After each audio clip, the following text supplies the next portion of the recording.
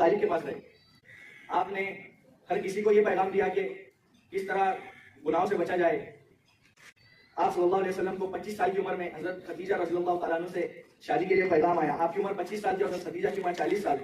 آپ نے شادی کے لیے ہاں کر دیا اور آپ کی 25 سال کی عمر میں شادی ہو گئی. آپ کی 11 شادیاں ہوئی جس میں سے 10 بیویاں بیوہ تھی اور ایک ہی بیوی جو حضرت عائشہ رضی اللہ تعالیٰ عنہ تھی وہ کنواری تھی.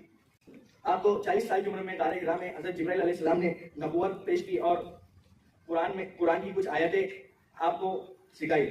اس کے بعد آپ نے ہر طرح سے لوگوں کو گناہوں سے بچنے کی ہدایت دی. 13 سال آپ جب مکہ مکرمہ میں ہدایت دیتے دیتے تھک گئے اور مکہ والوں نے آپ کو ستانا شروع کر دیا تو آپ نے مدینہ کی طرف ہجرت کی. مدینہ میں 10 سال آپ نے دین کی باتیں پھیلائے اور 10 سال کے بعد 63 سال کی عمر میں آپ کا انتقال ہوا. آپ نے اپنے امتی کو یہ پیغام دیا کہ گناہوں سے بچے اور نیکیاں